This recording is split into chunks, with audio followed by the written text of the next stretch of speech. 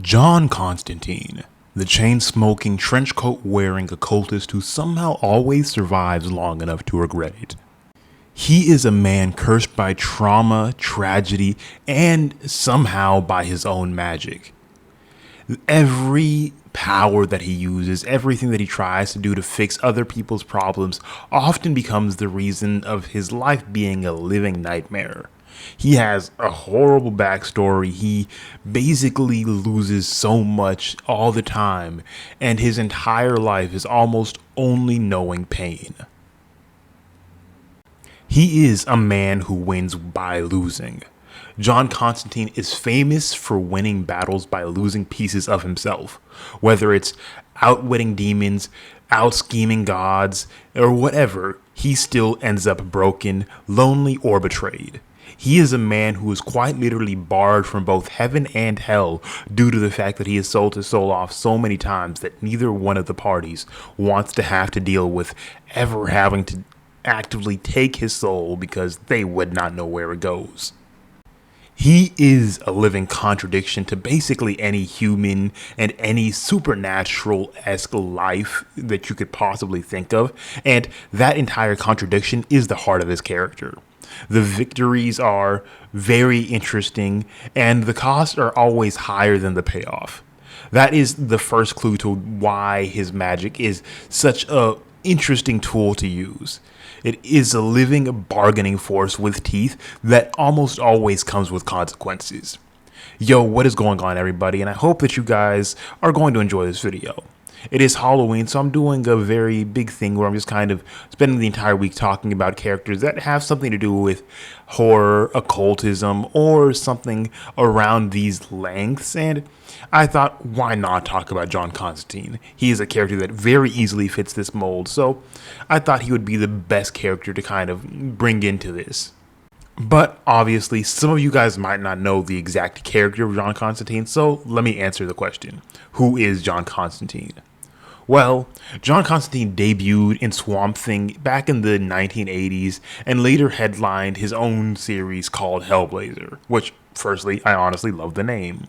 He is a working-class English magician, a con man, and a moral realist who uses cunning, charm, and willingness to cross lines to protect the world from supernatural threats.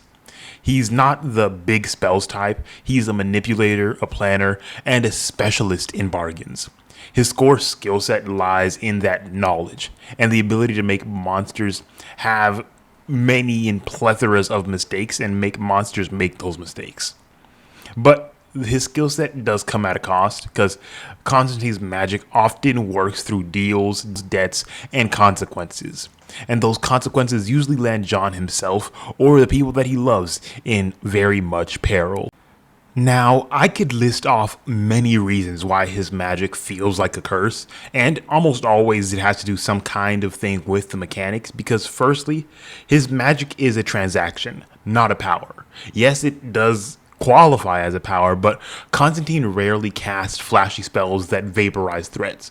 His magic is almost always more transactional, bargains, deals, and bargains again with demons and trades with cosmic entities. Every win piles up obligations. Demons remember favors, gods remember insults, and Constantine basically wins anything with IOUs on his soul. Cause when you think of magicians in the DC universe specifically, there are characters like Zatanna, like Dr. Fate, and all of these other characters that focus on these magic, but obviously we know most magicians in comics pay with energies, components, or rituals. Constantine pays with people. He trades freedom, safety, and sometimes lives to lose and close the loop. The collateral damage that he accepts becomes a part of his legends, and he haunts him tremendously. We have seen in whether it is shows, movies, or whatever, there is almost always a consequence for whatever he chooses to do. Whether it's him basically remembering a previous universe and just basically current to being living or whatever, he's always paying something for the cost of his magic. And there's always a very big ripple effect, because Constantine's solutions are elegant but often very short term. He solves a city level problem by letting somebody or something worse happen later. Because he's clever, he often chooses the least worst option and finds a way to kind of circumnavigate it later, but still leaves very much of a fallout in some kind of way. The more he interferes, the more the universe likes to push back. Whether that's the Spectre pushing back on him, whether that's the One Above All, whether that's any specific person that is gonna have to come calling in the debt that John Constantine owes them. And the cost of that magic basically will land almost always on the people that he cares about, specifically his friends, his lovers, his allies, and occasionally innocents. He's not cursed but in some abstract sense. He is cursed in the very specific and cruel way that always hits him where he's soft. It always makes it personal. Because Constantine has a long list of friends and lovers who die or are destroyed by the results of his fights. From suicides caused from psychic fallout of his decisions to outright demonic deaths. He has saved the world but lost people who have made that world survivable in his own sense. In that, kind of Hellblazer moral ledger, in the pages of Hellblazer, Constantine is constantly paying debts. He manipulates and basically tries to overcome the events by sacrificing something. Sometimes his own happiness, sometimes somebody else's chance of life, and whatever. The ledger really never closes.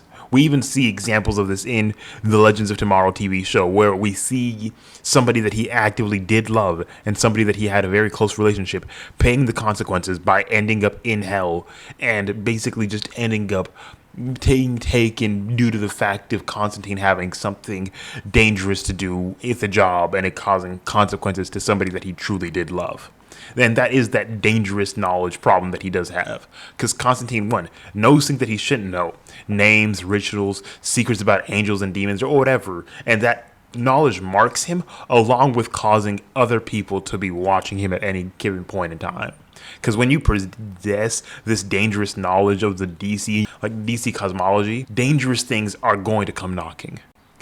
And while many of Constantine's plots involves tricking entities into loopholes, only to have the entities exploit that loophole later, it almost always will cause a problem. He has outwitted gods more than once, which is impressive, but gods and demons don't forget being humiliated, and that is the main cause of strife that's going to keep coming back with that cosmic karma or metaphysical law or whatever. Because, yeah, he's going to keep doing what he's doing, and why he keeps doing it is going to be questionable to anybody else, because it's if his magic ruins his life. Like, if his magic ruins his life, why doesn't he stop? And the answer to that is quite complicated, because Constantine is driven by guilt, by the need to stop the horrors that he was once watched happen, and by that survivor's responsibility or survivor's guilt, whatever you want to call it. He has seen what the world looks like when the occult is left unchecked. He knows and believes, often correctly, that somebody has to bear that burden. He's also addicted to the moral complexity, the thrill of outwitting cosmic predators, and that combination keeps him tied to the life that hurts him. He's also haunted by a streak of very much stubborn hope, and he genuinely thinks that his actions can keep one more kid alive, stop one more demon, or make the world marginally safer. Even if it's at a very high cost, that marginal win still matters. And also, in the DC magical ecosystem that Constantine is so heavily a part of, power is rarely free, so we already knew this from the get-go.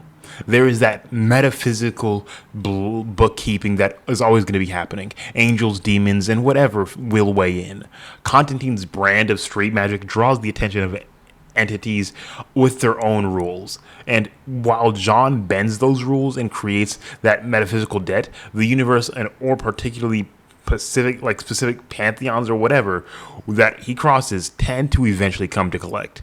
This isn't just poetic in universe, it's actually law, magic law. Magic rearranges cause and effect, and something must fill that vacuum, because there is and can never be a power gap that's going to cause extreme problems later on. Something will always need to course correct, and that's going to happen no matter what. So he just kind of figures that One, as I've already said, he does this because something's going to have to happen. And these monsters are always going to exist. So that moral cost of doing this, knowing people probably are going to get hurt, is the lesser evil of just not doing anything and having a lot more people just be falling victim into this kind of life, into this kind of pain, and to the death that could possibly happen if somebody isn't there to stop these monsters from coming around. Because John is that classic lesser evil operator.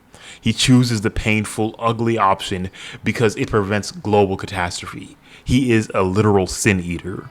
That moral framing keeps him in the role of the tragic hero, but it also institutionalizes his curse.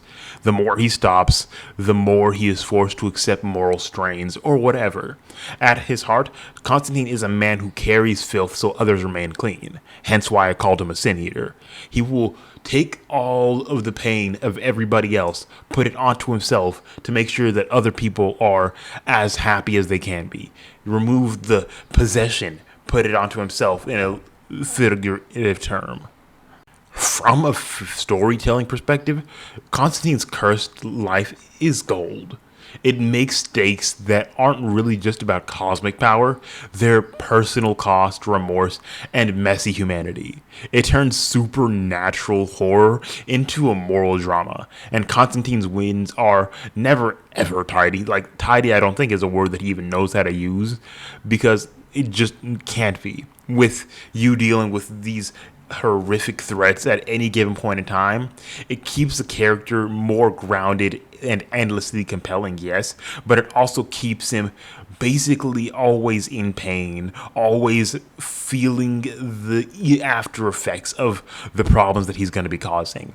Because John Constantine is magic, and he is a tool, a weapon, and a debt machine. He uses deceit, bargains, and sacrificial strategies to keep the world from tearing itself apart. And he does a very good job of that. I'm never going to take that away from him. But the world will have to pay him back in kind. Whatever you do will be coming back towards you. It is just cosmic and karmic debt or whatever. His life is cursed not because magic is inherently evil, but because the price he pays for each victory is always exacted in human terms. He isn't a tragic figure because he loses. He's a tragic figure because he keeps winning at a cost that the world will break anybody else. And he's just the one person that has not been able to be broken yet. So, what do you think? How does that magic that he's always having to deal with affect his life? And obviously, he does very much have a very good use of that magic, and I'm never going to say he doesn't. He's a very good character, and he's probably one of my more favorite characters that have to do with the occult or with the horror and supernatural theme, just because of how interesting his character is, and just the name Hellblazer is cool as ever living everything. But yeah, if you guys did enjoy this video, make sure leave a like, subscribe to the channel, and I will see you guys in the next deep dive or just character analysis or whatever. I'll see you guys next. Peace.